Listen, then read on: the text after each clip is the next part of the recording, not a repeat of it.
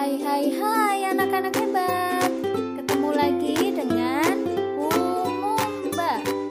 Jangan lupa like dan subscribe ya. Terima kasih.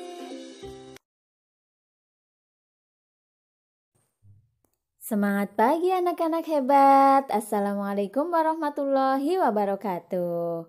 Apa kabar? Semoga kita semua senantiasa sehat walafiat dan pandemi ini segera berakhir. Hari ini kita akan mempelajari tema 4, subtema 1, pembelajaran yang ke-6. Seperti biasa, sebelum belajar, pastikan kalian sudah membantu orang tua, membaca doa, dan menyiapkan buku dan alat tulis yang diperlukan.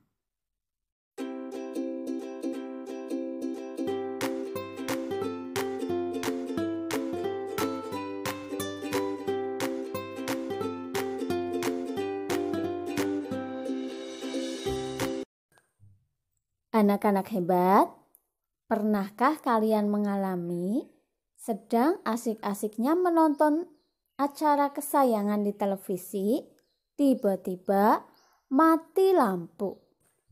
Nah, bagaimana hal tersebut bisa terjadi? Apa yang menyebabkan terjadinya mati lampu? Untuk mengetahui hal tersebut, silakan kalian amati gambar berikut ini dengan teliti dan bacalah teks eksplanasi berikut ini. Mengapa mati lampu? Listrik memiliki peran penting di era globalisasi. Globalisasi terjadi karena perkembangan teknologi di berbagai bidang yang didukung oleh peran listrik sebagai sumber energi di dalamnya. Kehidupan warga dunia saat ini menjadi sangat dekat dengan listrik. Listrik menjadi bagian kehidupan dalam keseharian yang tidak terpisahkan.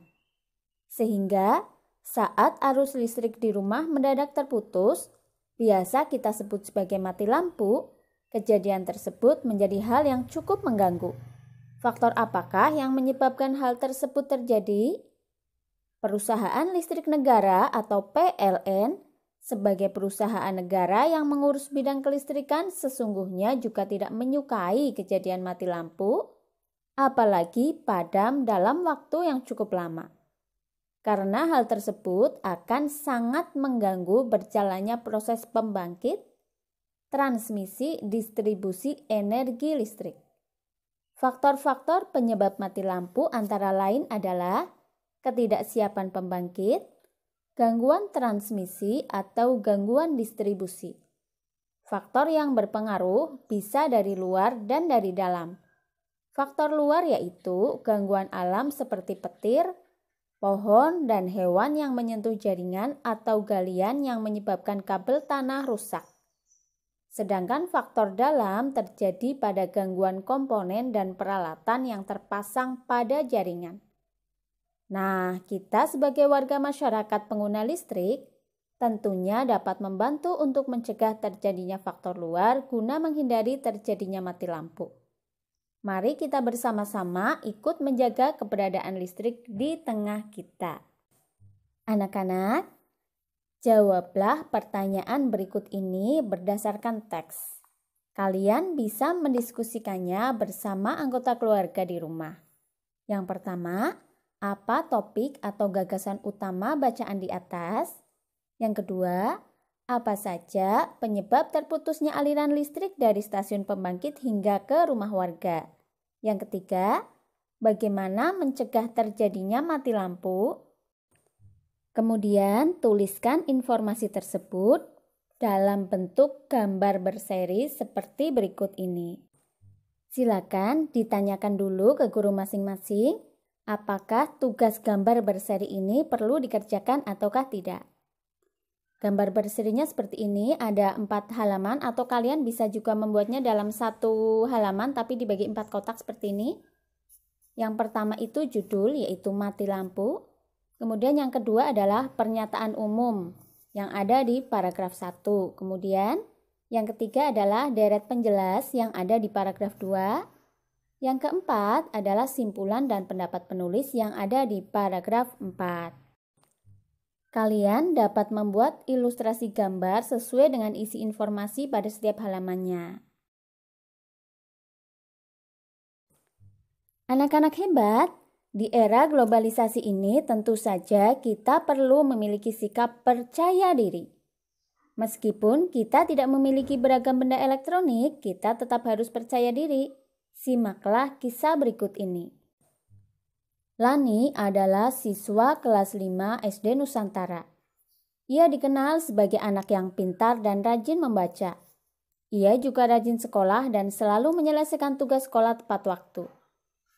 Nilai-nilai ulangannya selalu berada di atas rata-rata nilai teman-teman di kelas. Selain itu, ia juga sangat ramah, ceria, dan suka membantu teman-teman yang mengalami kesulitan saat mengerjakan tugas sekolah. Hingga pada suatu hari, Lani sedang memakan bekal sekolahnya di kantin sekolah. Benny datang mendekatinya. Benny berkata, "Lani, kuemu tampak enak. Sini aku mau kuemu." Kemudian Lani menjawab, "Ini setengah saja ya, karena aku lapar. Tadi pagi aku bangun kesiangan, jadi tidak sempat sarapan." Kemudian Benny berkata lagi, "Sini bagi, pokoknya kau harus berikan kuemu. Lihat tuh, baju seragamu sangat kumal, sepatumu juga sobek. Berikan kuemu." Lani tertegun mendengar perkataan Benny. Ia baru menyadari bahwa dirinya memang hanya seorang anak miskin penjajah kue keliling. Ayahnya pekerja serabutan yang tidak menentu penghasilannya. Lani memandangi sepatunya yang tampak mulai menganga, juga seragam sekolahnya yang tidak lagi terlihat warna aslinya. Sejak hari itu, Lani kemudian menjadi anak yang pemurung. Ia tampak selalu sedih dan tidak lagi bersemangat untuk pergi ke sekolah. Anak-anak, berdasarkan cerita tersebut, jawablah pertanyaan berikut ini. Yang pertama, bagaimana karakter itu sifat ya, bagaimana karakter tokoh Lani dan Benny? Kemudian yang kedua, bagaimana sikap Benny kepada Lani? Apa yang seharusnya Benny lakukan? Jelaskan dan berikan alasan. Yang ketiga, bagaimana sikap Lani setelah Benny menghinanya? Apa yang sebaiknya Lani lakukan? Jelaskan dan berikan alasan. Anak-anak hebat, kita diciptakan Tuhan Yang Maha Esa dengan segala kelebihan dan kekurangannya, dan dengan bakat serta potensi yang berbeda-beda. Perbedaan kemampuan dan perbedaan ekonomi tersebut hendaknya tidak menjadi sumber perpecahan. Perbedaan tersebut juga tidak perlu memengaruhi rasa percaya diri. Terus berusaha, kenali potensi diri, kembangkan bakat yang dimiliki untuk menutupi kekurangan diri, serta selalu tampil percaya diri. Diri kita memiliki kelebihan dan kekurangan, begitu juga dengan teman-teman yang lain. Memiliki kelebihan dan kekurangan juga. Misalnya, seorang teman kalian pandai matematika. Kemudian teman yang lain ada yang pandai menyanyi. Teman yang lain lagi ada yang pandai menggambar. Kemudian teman yang lain lagi ada yang pandai berbicara di depan kelas, membaca puisi, dan berpidato. Kelebihan kita masing-masing dikembangkan agar menjadi lebih baik lagi.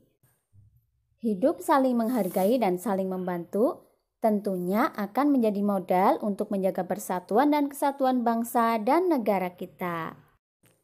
Anak-anak hebat, demikian tadi pembelajaran untuk hari ini. Sampai jumpa pada video pembelajaran berikutnya. Wassalamualaikum warahmatullahi wabarakatuh.